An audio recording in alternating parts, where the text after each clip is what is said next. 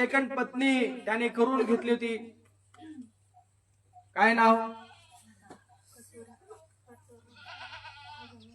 Hello, दाशी पत्नीचं नाव काय? अगार. अगार ज्यावेळेस तुम्ही आम्ही पाहतो बाहेर काढून दिली होती, वाळवंटामध्ये होती. अरबस्थान आजचा देश. त्या वाळवंटामध्ये तुम्ही आम्ही पाहतो इस्माईलला पाणी नव्हतं प्यायला.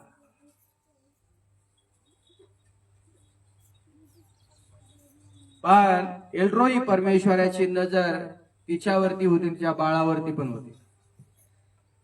नवऱ्याने सोडलं होतं.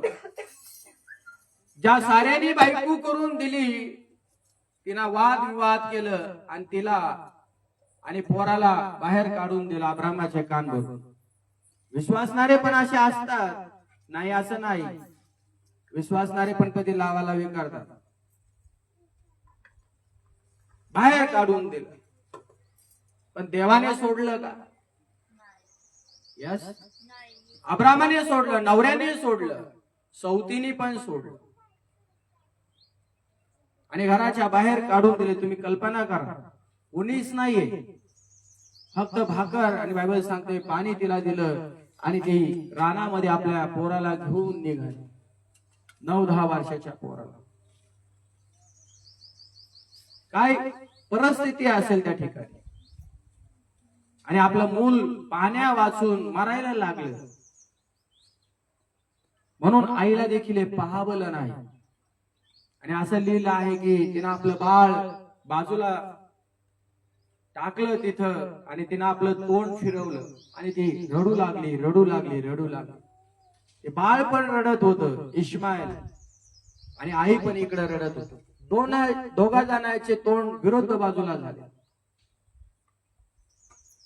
ना अब्राम पुन्हा पाहायला आला, ना सारा पुन्हा पाहायला आली, ना त्याच्या त्या ठिकाणी वंशवळ होते, नौकर चाकर दास होते, ते पण कधी विचारलं नाही हगार तू कुठे आहेस. आणि हगार दिसत होती, इस्माईल दिसत होता आणि ते काही दिसना कुठे गेलेत नेमकं. अब्रामाला देखील कुणी विचारण्याची धाडस केली नाही, धैर्य केलं नाही. साराला देखील कुणी विचारण्याचं धाडस केलं नाही की तुझी सहज कुठं आहे म्हणून. हे शिका आपल्या जीवनात. आपले लोक आपल्याला विचारत नाही, आपले रक्तातले लोक आपल्याला विचारत नाही, आपल्या नात्यातले लोक आपल्याला विचारत नाही. त्यावेळेस आमची परिस्थिती या लेकरासारखी होती. आत्मिक जीवनात पण खचून जातो, निराश होतो, दुःखी होतो. आणि मग ह्या परिस्थितीमध्ये काय करणार? मुलगा लक्ष देत नाही, आईचं तोंड एकीकडे आहे, आईचं हृदय एकदम तुटून जातंय. माझा मुलगा असं का करतो? माझ्या मुलाला प्रभू बदल, माझ्या मुलाला प्रभू बदल.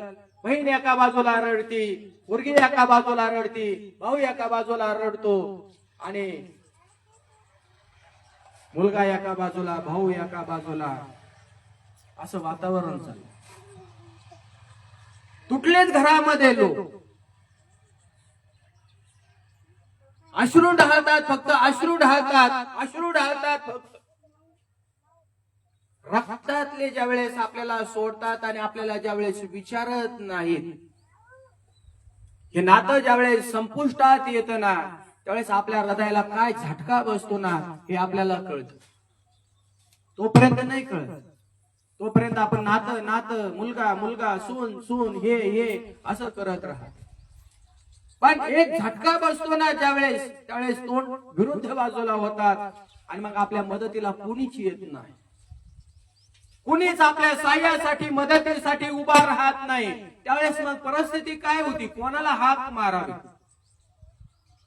विश्वासणाऱ्यांसाठी एल्रोई परमेश्वराची नजर सदैव विश्वासणाऱ्या लोकांकडे लागलेली आहे. तुम्ही कुठेही असा, तुम्हाला तो एकटा सोडणार नाही. आमेन. मला तो एकटा सोडणार नाही, कारण तुम्ही एल्रोई परमेश्वर, तुम्हाला आणि मला पाहणाऱ्या देवाची मुले आहोत. कदाचित जगातला बाप नजर काढून घेऊ शकतो, नाही पाहणार त्या परिस्थितीमध्ये. आई पण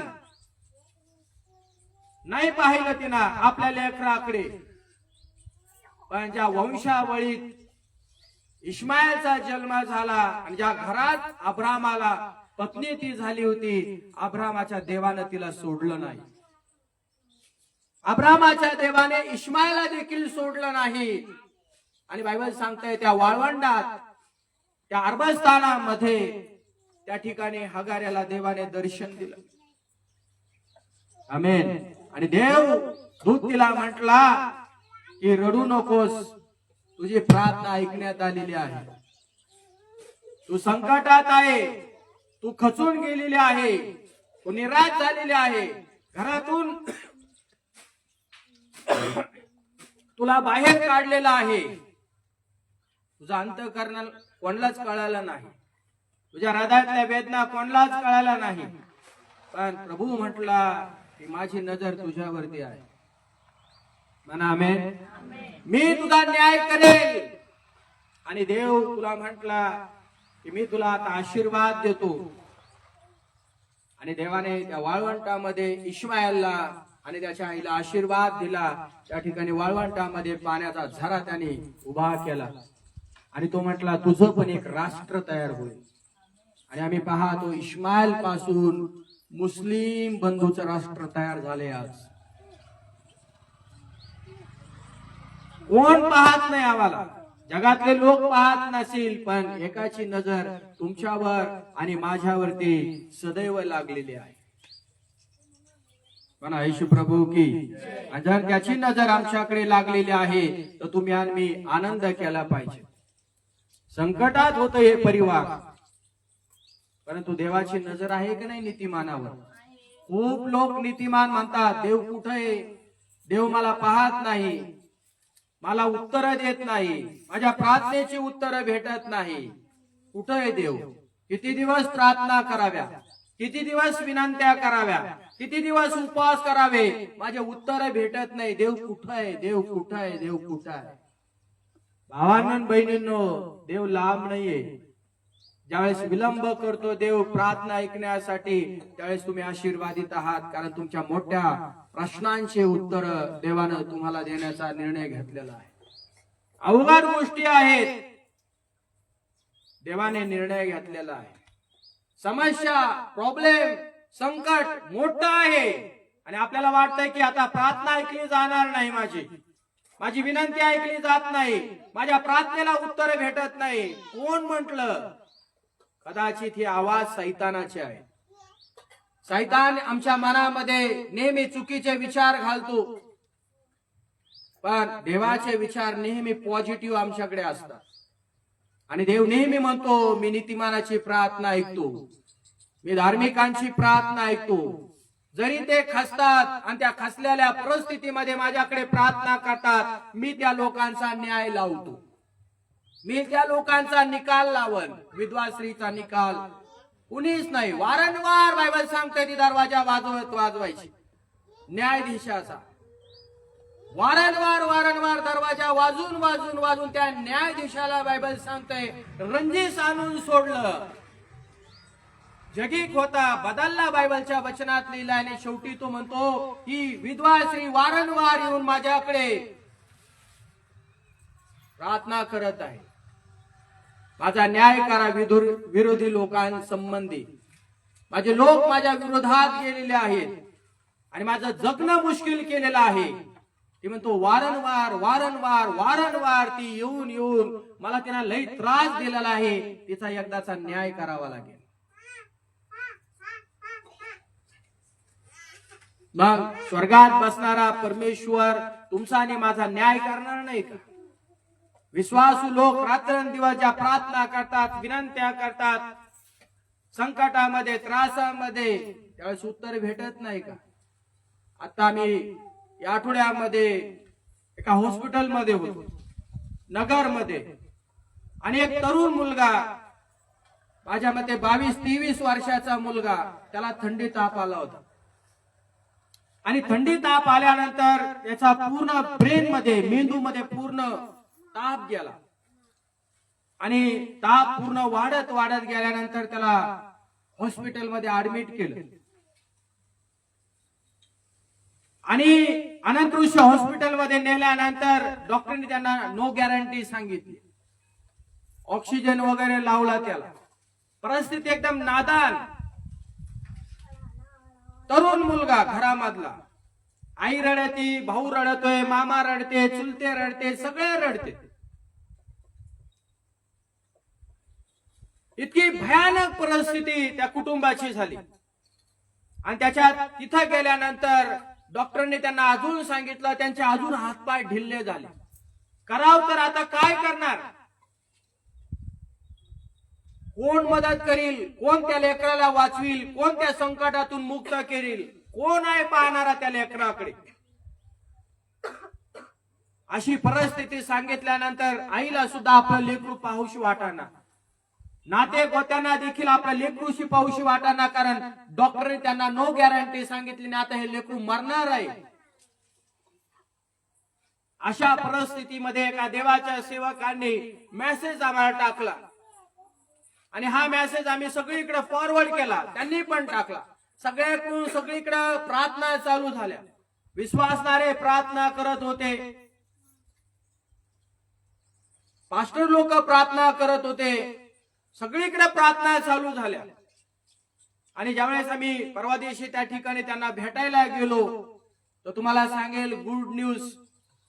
ज्याला ऑक्सिजन लावला, ज्याला नो गॅरंटी सांगितले, त्याच्या पूर्ण हातापायामध्ये जे काही प्रॉब्लेम सांगितले होते तेच डॉक्टरांचे शब्द बदलायला लागले. शेजारी पाजारी लोक म्हणायचे मरणार आहे, आता काही खरं नाही, आता संपलं त्याचं. घर घर आवाज यायला लागलाय, घर घर आवाज यायला लागलाय, आता संपलं. त्याची आई, त्याचे भाऊ मोठे मोठ्याने रडायला लागले. मामा आणते काय करणार? पण प्रार्थना चालू आहे, प्रार्थना चालू आहे. आशा सोडू नका देवाच्या लोकांनो. लोक बोलतात त्यांच्याकडे लक्ष देऊ नका. एल्रोई परमेश्वर तुमच्याकडे माझ्याकडे पाहत आहे. लक्ष त्याच्याकडे लावा. जग खचवीन, तुम्हाला निराश करीन, हातबल करीन, व्याकुळ होऊन जाताल, घायल होऊन जाताल. पण ह्याही परिस्थिती आपल्या जीवनात असेल, त्यांनी एल्रोई परमेश्वराकडे आपली नजर लावली पाहिजे. कारण तो मला पाहतो आणि आपण त्याला पाहिलं पाहिजे. आम्हाला मदत तोच करणारा आहे. आणि ज्यावेळेस असे लोक बोलत होते, घार घार घार, त्याच्या छातीतून आवाज बाहेर निघू लागला, खचून झाले. पण प्रार्थना चालूच होत्या, प्रार्थना चालूच होत्या. आणि ज्यावेळेस आम्ही गुरुवारच्या दिवशी त्याला त्या ठिकाणी भेटायला गेलो तर तो एकदम देवाच्या कृपेने बाहेर निघला होता. तो पाहू शकत होता, तो बोलायला लागला, तो माणसाला ओळखायला लागला. डोळे उघडत नव्हता तो मुलगा, तो माणसाला ओळखायला लागला. आणि त्याच डॉक्टर लोकांनी त्याच्याकडे आश्चर्य होऊन पाहिलं, याचं सगळं संपलंय. त्या डॉक्टर लोकांनी एक केक आणला आणि त्या मुलाचा काल वाढदिवस हॉस्पिटल मध्ये साजरा केला. त्या ऑक्सिजन त्या ठिकाणी जे चालू होतं, सगळे पेशंट, सगळे डॉक्टर लोक आश्चर्यचकित झाले. आणि मृत्यूला पोहोचणारा मुलगा, नो गॅरंटी सांगितलेला मुलगा वाचलाय कसा आहे? खतरे से बाहर आ गया.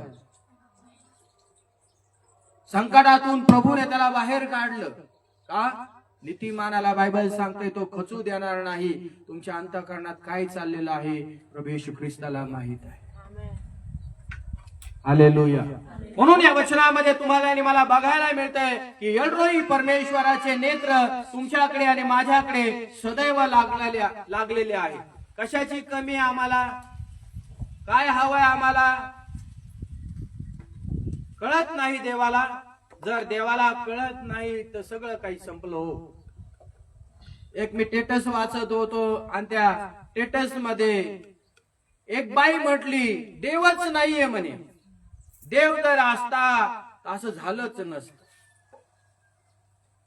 बायबलच्या वचनात असे लोक नास्तिक लोक म्हटलं गेलेलं आहे.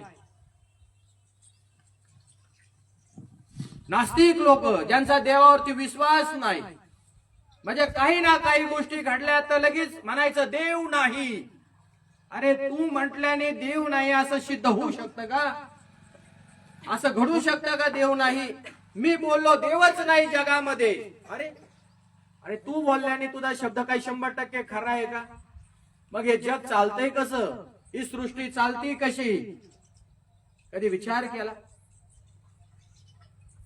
म्हणून आपल्या जीवनामध्ये एक गोष्ट नेहमी लक्षात ठेवा, संकट असू द्या, त्रास असू द्या, काळजी घेणारा देव आमच्या बरोबर आहे. तुमच्या आणि माझ्या सर्व काळज्या कुणी घेतल्या? एक पेत्र 5:7 मध्ये काय लिहिलं आहे? कशाची चिंता आहे तुम्हाला, कशाची काळजी आहे? तुम्ही सर्व चिंता त्याच्यावरती टाका. घरातले नाही घेणार काळजी, घेऊन घेऊन कंटाळले असतील आणि सोडून देतील तुम्हाला आणि मला, पण काळजी घेणारा त्याच्यावर तुम्ही भार टाकून पहा. ज्याने तुम्हाला निर्माण केलं, ज्याने मला निर्माण केलं, तो परमेश्वर म्हणतो मी तुझी काळजी घेणार आहे. तुला काय हवंय ना घरामध्ये मला माहित, तुझ्या सर्व चिंता माझ्याजवळ टाक. ये माझ्या पायाजवळ, सर्व चिंता तुझ्या माझ्या पायाजवळ टाकून दे आणि बघ मी तुझी काळजी घेतो का नाही. Jesus care. देव तुमची काळजी घेतो, देव माझी काळजी घेतो, देव पक्ष्याची काळजी घेतो, देव जनावराची काळजी घेतो, देव सिंहाची काळजी घेतो, देव संपूर्ण जगाची काळजी घेतो. आमेन. एवढा मोठा विराट परमेश्वर आहे, संपूर्ण जगाची जर तो काळजी घेत आहे तर जगाने त्याच्याकडे लक्ष लावायला नकोय का?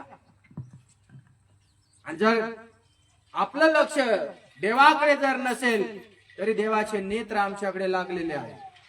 आणि त्याला माहित आहे आज ना उद्या हे लेकर माझ्याकडेच येणारे, माझ्याशिवाय त्यांना दुसरा पर्यायच नाही. जाऊन जाऊन ते जातील कुठं? म्हणून विश्वासणाऱ्या लोकांनो, काळजी घेणारा जर देव तुमच्या बरोबर आहे तर चिंता करीत बसू नका. आपल्या जीवनाविषयी, घराविषयी, कुटुंबाविषयी, परिवाराविषयी, लेकराविषयी, सेवेविषयी चिंता करत नका बसू. मध्यंतराच्या काळामध्ये खूप टेन्शन मध्ये जायचं. सेवा वाढत नाही, सेवा वाढत नाही, सेवा वाढत नाही, सेवा वाढत नाही.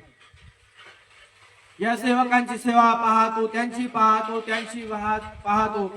मोठी मोठी सेवा कार्य होती, मोठे मोठे लोक त्या ठिकाणी येतात, सगळं काही उत्तम चाललंय त्यांचं. माझं हृदय तुटायचे, मी रडायचो प्रभूकडे. म्हटलं प्रभू हे काय होतंय, कशामुळे होतंय? एवढ्या प्रार्थना करतो, उपवास करतो, सगळं काही करतो, मी काय आहे? मी प्रभूला प्रश्न विचारायचो.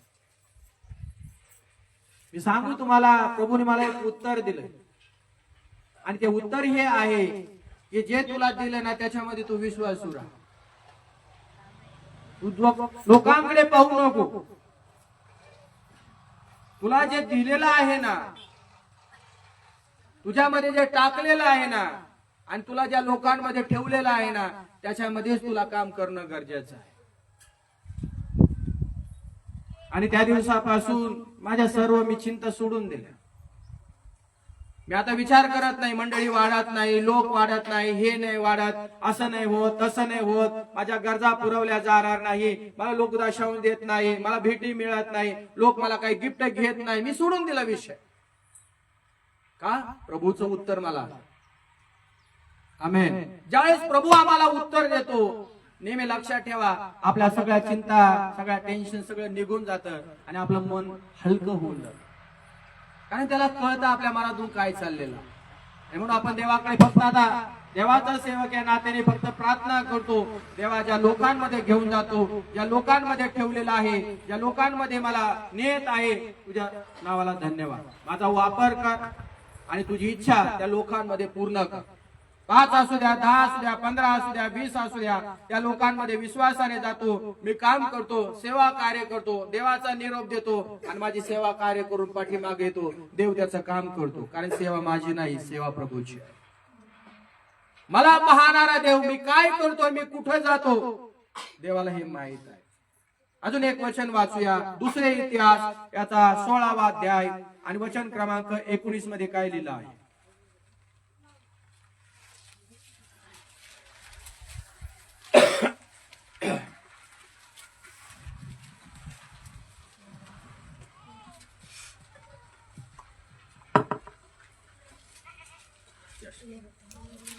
दुसरा इतिहास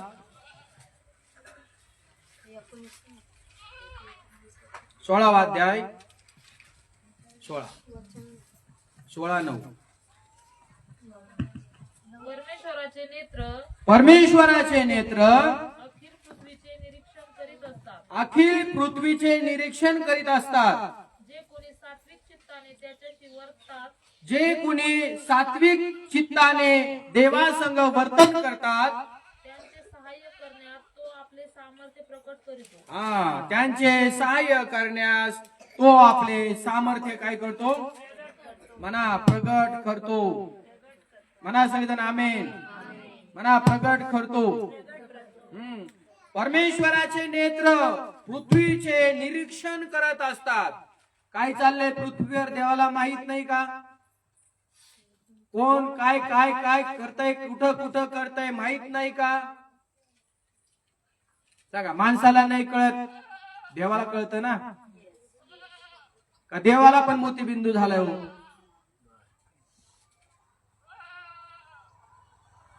माणसाला आंधळे करू शकतात, देवाला नाही आंधळ करू शकत कोणी. सगळ्या पृथ्वीला बायबलच्या वचनामध्ये लिहिलं आहे, तो पाहतो, त्याचे नेत्र. म्हणजे बघा, पृथ्वीचा आणि स्वर्गाचा अंतर किती मोठा आहे. आणि तिथून परमेश्वर आपल्या नेत्राने पाहतो, म्हणजे त्याची दुर्बीण डोळ्याची किती बारीक आहे, सूक्ष्म आहे. बघा, कोण लपल त्याच्यापासून? किडा मुंगी देखील लपू शकते का? आणि कोणता माणूस लपेल? लहान मोठा, उच्च श्रीमंत गरीब, कुठलाही माणूस त्याच्यापासून लपू शकत नाही. तुम्ही काय करतात, मी काय करतो, जग काय करतं, सगळं काही पाहणारा तो परमेश्वर आहे. पण या वचनात लिहिलेलं आहे, जे कोणी सात्विक चित्ताने किंवा आपलं मन लावून त्याच्या संग वागतात. हे फार महत्वाचं आहे. काय लावून? देवाचं हृदय. म्हणजे देवाला इथं काय सांगायचंय पुन्हा एकदा? देव तुमचं आणि माझं मनच पाहतो. देवाची इच्छा आहे तुम्ही सरळ वागावं, धार्मिक वागावं, चांगलं वागावं, चांगलं राहावं, चांगलं जीवन तुम्ही आणि मी जगावं. काय मागतो देव तुमच्याकडे आणि माझ्याकडे? काय मागू शकतो देव तुमच्याकडे आणि माझ्यासाठी? आणि काय देणार तुम्ही आणि मी देवाला? येशू मसीह की जे त्याच्या संग किंवा जो कोणी माणूस किंवा स्त्री सात्विक चित्ताने किंवा मनाने देवासंग चांगले वागतात, त्यांचे सहाय्य करण्यास. वाव, काय म्हणतो देव? खोटं आहे का हे वचन? पण आम्ही सात्विकतेने चालत नाही, आपण सरळ मार्गाने चालत नाही. कधी बुद्धीवर, कधी शक्तीवर, कधी पैशावर, कधी याच्यावर विश्वास ठेव, कधी त्या माणसाचा सपोर्ट घे, कधी डॉक्टरचा सपोर्ट घे, कधी याचा सपोर्ट घे, असं करतो. देवाकडे पाहून जगणं महत्वाचं आहे. आणि जे सरळ धार्मिक मनुष्य देवाकडे पाहून जगतात, देवाच्या वचनात लिहिलं आहे, तो सहाय्य करण्यास तो आपले सामर्थ्य प्रगट करतो. तुम्हाला आणि मला सदैव मदत करण्यास तो तयार असतो. पण कोणाला मदत करील? कधी मदत करील? कधी मदत करण्याची त्याची इच्छा आहे? जोपर्यंत या पृथ्वी तलावरचा माणूस, तो कुठल्याही जातीचा असू द्या आणि कुठल्याही धर्माचा असू द्या, तो जर सरळतेने वागत नाही, देवाला आवडणारा जीवन तो जर जगत नसेल, तर देव त्याला मदत करण्यास कधीच तयार होणार नाही. ज्या दिवशी त्याने निर्णय घेतला की मला देवाच्या इच्छेप्रमाणे जगायचं आहे, तर देव त्याला मदत करण्यास त्याचं सामर्थ्य पुरवणार आहे. आमेन. कोणतं सहाय्य तुम्हाला आणि मला लागतं? कोणती मदत तुम्हाला आणि मला लागते आज? सरळ वागा, नीतीने वागा, धार्मिकतेने वागा आणि दुसऱ्यावरती दया करा. या पलीकडे काय मागितलं देवाने तुम्हाला? सरळ वागा ना हो, सात्विकतेने वागा, दयेने वागा. काय मागितलं देवाने तुमच्याकडे माझ्याकडे? ह्याच लोकांना देवाच्या वचनात लिहिलं आहे, देवाचं सामर्थ्य देव प्रगट करेल, नाही तर नाही मिळणार सामर्थ्य. चेअर सोडल्याने मी नेहमी सांगतो, मदत नाही मिळणार. तुम्ही सरळ वागले तर मदत मिळेल. कुठलेही पास्टर इथं जरी क्रिस पास्टर जरी आणून उभ्या केले तुमच्या डोक्याला हात ठेवायला, तरी मदत मिळणार नाही तुम्हाला आणि मला. तुम्हाला सरळ वागावं लागेल, मला सरळ वागावं लागेल. आशीर्वाद देव देतो, सामर्थ्य देव देतो, आरोग्य देव देतो, विजय देव देणार आहे. माणूस देत नाही. देवाला आवडणारं जीवन तुम्ही आणि मी जगावं तर तुम्ही आणि मी आशीर्वादित होणार. कोणाचा हात डोक्यावरती ठेवल्याने आणि कुणी तुमच्यासाठी मध्यस्थी केल्याने तुम्ही आणि मी आशीर्वादित नाही होऊ शकत. तुम्हाला आणि मला सामर्थ्य नाही मिळणार. हे खूप लोकांचा गैरसमज आहे. एखाद्या सेवकाचा हात ठेवला तर मला आरोग्य मिळेल. हात ठेवण्याची गरज नाहीये, तो यव्वाराफा आहे. हजारो लोक येतात, त्यांच्या डोक्यात हात ठेवण्याची गरज आहे का? नाही. तुम्ही जर सरळ मार्गाने चालत असाल, मी सांगेल अंथरुणामध्ये तुम्ही असाल, मन तुमचं सरळ आहे, तुम्ही देवाला अंथरुणातून हाक मारा, देव तुम्हाला अंथरुणातून उठवेल. तो अदृश्य हात तुमच्या डोक्यावरती आहे. आठवण करा, 38 माणसाच्या दुखण्या करायला प्रभू येशू ख्रिस्त काय म्हटला? किती वर्ष पडलेला होता त्या पाण्याच्या तळेमध्ये किनारी. तो म्हणतो, प्रभू मला या पाण्यामध्ये, या तळ्यामध्ये टाकण्यासाठी कुणीच नाहीये, कुणीच नाहीये मला. म्हणजे काय, त्याला मदत करणारा, सहाय्य करणारा कुणीच नाही. पण प्रभू येशू ख्रिस्त त्या ठिकाणी आला होता. त्याने आपली प्रार्थना त्याच्या पुढे सादर केली. तो म्हणतो, कुणी नसलं तर नसू दे, मी आलोय तुझं मन पाहायला. आमेन. मी आलोय तुझं अंतःकरण पाहायला. मी आलोय तुला सामर्थ्य द्यायला. मी आलोय तुला मदत करायला. तो म्हणतो, तुला टाकणारा कुणी नसू दे, उठ, आपली बात घेऊन चालू लाग. अंतःकरण पाहणार जर त्याच्या जवळ उभा आहे तर तुम्हाला पाण्यात पडण्याची गरज काय? त्याचं अंतःकरण त्यांनी स्वच्छ केलं, त्याचं अंतःकरण त्यांनी पश्चातापी केलं, त्याचं अंतःकरण त्यांनी लीन आणि नम्र केलं. येशूला अंतःकरण आवडतं. आमेन. तो म्हटला, उठ आणि आपली बाज घेऊन चालू लाग. आणि तो त्या क्षणाला उठला आणि बाज घेऊन चालू लागला. मन सरळ केलं तर देव आरोग्य तुम्हाला चर्चमध्ये पण देईन, घरामध्ये देईन, कुटुंबामध्ये देईन, हॉस्पिटलमध्ये पण देईन आणि कुठं पण देईन. पण जर मन जर सरळ जर नसेल ना, किती लोक येऊ द्या तुमच्याकडे प्रार्थना करायला किंवा जगातल्या मंडळातल्या लोकांकडे प्रार्थना करायला, आरोग्य मिळू शकत नाही. कारण देव म्हणतो मन सरळ नाही. नाही, लोक म्हणतात इकडे प्रार्थनेला जातो आम्ही, तिकडे लई सामर्थ्य आहे, तिकडे प्रार्थना केली का आरोग्य भेटतं, तिकडे प्रार्थना केली का असं. कोण सांगितलं तुम्हाला? बायबलच्या वचनाचा काहीच प्रूफ नाही, याला आधार नाहीये त्याला. देव तुम्हाला आणि मला स्पष्ट रीतीने सांगत आहे, सात्विक चित्ताने देवासंग जे चांगले वागतात त्यांचे सहाय्य करण्यास. देवासंग चांगलं वागा. देवासंग जर तुमचं आणि माझं नातं जर चांगलं आहे, माणसाबरोबर तुमचं नातं क्लिअरच राहणार. आणि देवाबरोबर जर तुमचं नातं जर बिघडलं ना, तर माणसाबरोबर तुमचं आणि माझा टिपानच बसणार नाही. मग तो कोणी असू द्या, XYZ. पण देवासंग वर्तणूक फक्त आम्हाला पवित्र आत्मा कशी करायची तो शिकू शकतो. आणि म्हणून आपल्या अंतःकरणामध्ये जो आलेला पवित्र आत्मा आहे त्याला तुम्ही आणि मी मान द्या आणि त्याला म्हणा की पवित्र आत्मा, मला तुझ्या बरोबर चांगलं वागायचं आहे, मला या पृथ्वी तलावरती सहाय्य कर. आमेन. मला या पृथ्वी तलावरती मदत कर. आणि तुमचं मन सरळ झालं का तुम्ही बघा काय करा, दुसऱ्यांसाठी पण करा. लोक म्हणतात नाही, त्या पास्टरने प्रार्थना केली तर आरोग्य भेटत नाही, त्या सिस्टरने प्रार्थना केली का आरोग्यच भेटत. असं कसं काय? म्हणजे देव काय भेदभाव करतो का? यस, येशू प्रभू की देव काय पक्षपात करतो का? देव त्याची प्रार्थना ऐकतो आणि माझी प्रार्थना ऐकतो असं नाही, असं आहे का? देव तिची ऐकतो आणि माझी ऐकत नाही असं आहे का? पण उत्तर का भेटत नाही हा प्रश्न आहे. मला मन सरळ करा, कारण देव हृदय पहा.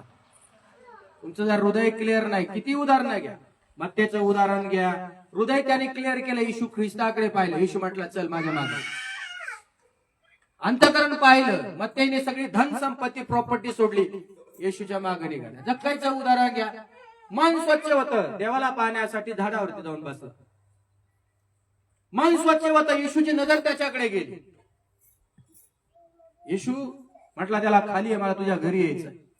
सगळं काही लुबाडलेलं लोकांना देऊन टाकलं, गोरगरिबांना देऊन टाकलं. येशू म्हटलं हा अब्रामाचा मुलगा आहे, याचं देखील विश्वासाच्या द्वारे तारण झालेलं आहे. रक्तस्रावी स्त्रीचं उदाहरण घ्या. काय पाहिलं? अनेक उदाहरण तुम्ही आणि बायबल मध्ये घ्या.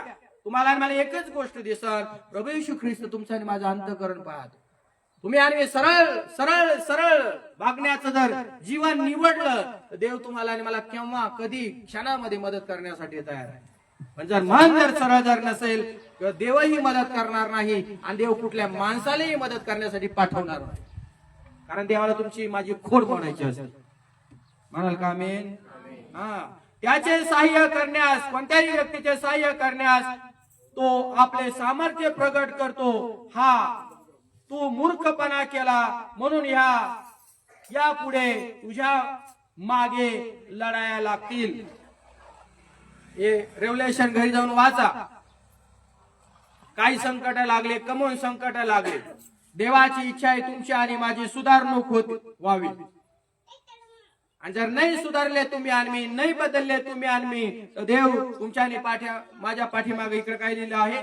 संकट लावतो. आपण मूर्खपणा केला तर संकटात आपण पडतो. देवाला काय मूर्ख म्हणणार आपण सर्व लोक? देव काय मूर्ख आहे का? देवाला मूर्खात काढण्यात जमा झाले लोक. देव नाही मूर्ख होणार, मूर्ख आपण आहे. आपण जीवन जगण्याचा चुकीचा निर्णय घेतला, त्याचा परिणाम आपल्याला भोगावा लागतो. आणि इस्रायल लोकांनी तेच केलं. मंडळीतले लोक तेच करतात आणि देवाच्या इच्छेप्रमाणे जगण्याचं सोडून आपल्या मनाप्रमाणे जगतात. आणि मग देव त्यांच्या पाठीमागं वेगवेगळ्या प्रकारचे संकट येतात, वेगवेगळ्या प्रकारे जुन्या काळात लढाया त्यांच्या जीवनामध्ये आल्या. कारण का? देवाच्या इच्छेप्रमाणे ते वागत नव्हते. त्यांनी सरळतेने वागावे आणि त्यांनी सुधरावे, त्यांनी बदलावे, त्यांनी परिवर्तन व्हावे आणि त्यांनी देवाला आवडणारं जीवन जगावं. म्हणून देव त्यांना सहाय्य करण्यास तयार होता. पण ते देवापासून तोंड फिरवायचे, देवाकडे ते पाठ करायचे आणि मग देवाला ते आवडत नव्हतं. आपलं जीवन आपण पुन्हा तपासूया. अजून एक वचन आपण वाचू. स्तोत्र 44 आणि वचन क्रमांक 21.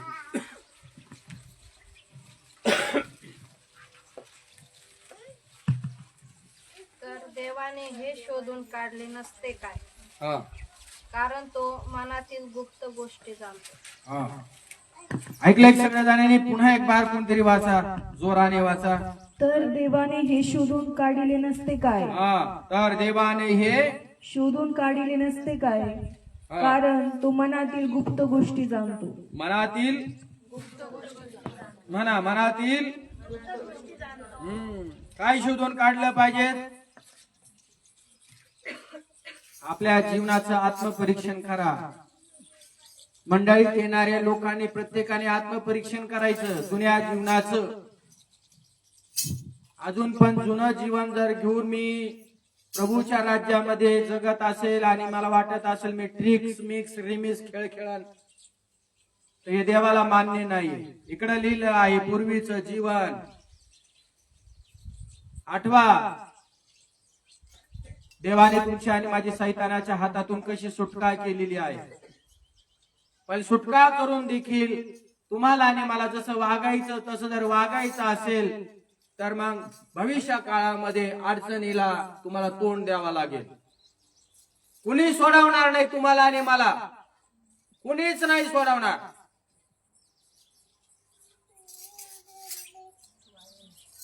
येशू प्रभू की. म्हणून देवाच्या वचनात लिहिलेलं आहे, तर देवाने हे शोधून काढले नसते काय? कारण तो मनातील गुप्त गोष्टी जाणतो. मनातील. आठवा, तुम्ही आणि मी देवाला विसरलो का? देवाला सोडलं का? देवाचा मार्ग त्यागला का? देवाच्या पाठीमाग निघणं आम्ही सोडून दिलं का? आठवा, पूर्वीच्या दिवसापासून. पूर्वी एकेकाळी तुम्ही तसे होते, पण देवाने तुम्हाला आणि मला प्रभू येशूच्या नावात बाहेर काढला आणि देवाचा मार्ग तुम्ही धरल्यानंतर आज आठवा, तुम्ही तिथंच आहात का? देवाच्या इच्छेप्रमाणे जगत आहात का? परत फिरलेत? बसलाय चर्च मध्ये पण कुठंतरी दुसरंच काहीतरी. दिसायला एक करायचं, गेल्यानंतर एक करायचं. आठवा, पूर्वीचं जीवन. हे वाचा. आठवा आठवा आठवा आठवा. तुम्ही कुठे होता? मी कुठे होतो? आठवा. पुन्हा पुन्हा पुन्हा पुन्हा पुन्हा आठवायचं आहे. आमच्यामध्ये काय नव्हतं. दुष्टाचा आमच्यामध्ये गर्व, घमंडपणा, मीपणा, अहंकारपणा, फुगीरपणा, पाप, शाप, आजार काय नव्हतं आमच्या जीवनामध्ये. आज्ञाभंगपणा. आणि आज जर त्याच्यातून देवाने आम्हाला बाहेर काढलेलं आहे, मुक्त केलेलं आहे, तर देवाचे आम्ही आभार मानले पाहिजेत का नाही? हरवलेलं मेंढरू देवाच्या राज्यात आलंय, देवाच्या कळपात त्याने आणले, देवाच्या राजवाड्यामध्ये त्याने आणून बसवलेलं आहे. आमेन. मग आपल्याला शोधलंय का नाही त्याने आज? आज आम्ही कुठं असतो याचा विचार करा.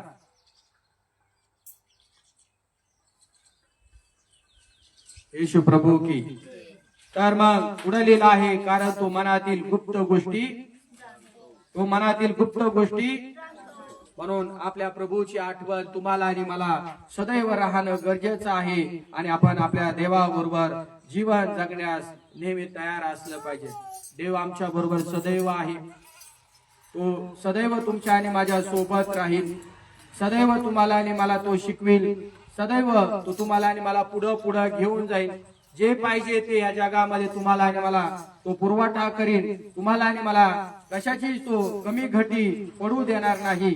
ज्या दिवशी मार्गदर्शनाची गरज आहे तो मार्गदर्शन देखील तुम्हाला आणि मला कळेल. आरोग्याची गरज आहे त्या दिवशी आरोग्य देखील तुम्हाला आणि मला देईल. पण तुम्ही आणि मी हे लक्षात ठेवलं पाहिजे.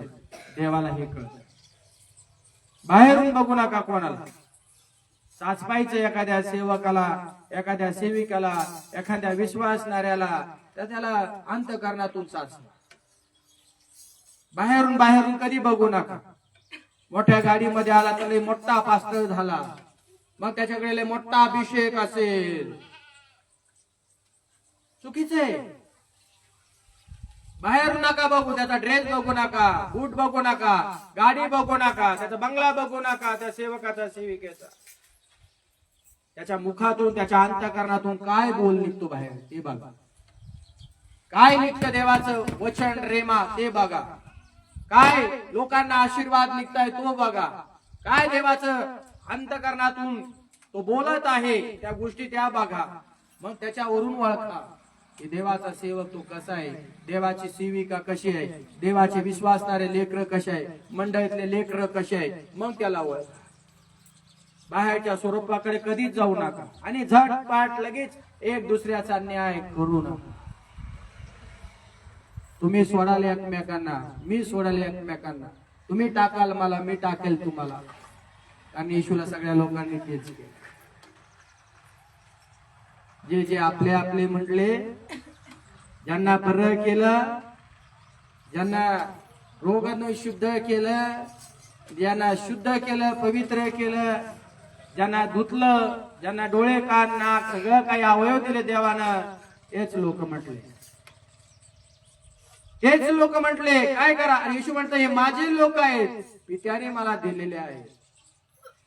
हेच लोक म्हटले बरब्बाला सोडा, बरब्बाला सोडा. आणि येशू ख्रिस्ताला, येशूला माहित होतं यहूदा काय करणार आहे. सांगा येशूला वधस्तंभ का? आपलेच लोक आपल्याला जागा देणार, आपलेच लोक आपल्याला सोडणार आहे.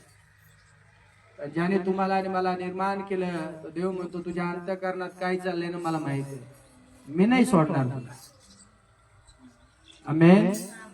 मी नाही सोडणार तुला, मी नाही टाकणार तुला, मी नाही विसरणार तुला. आमेन.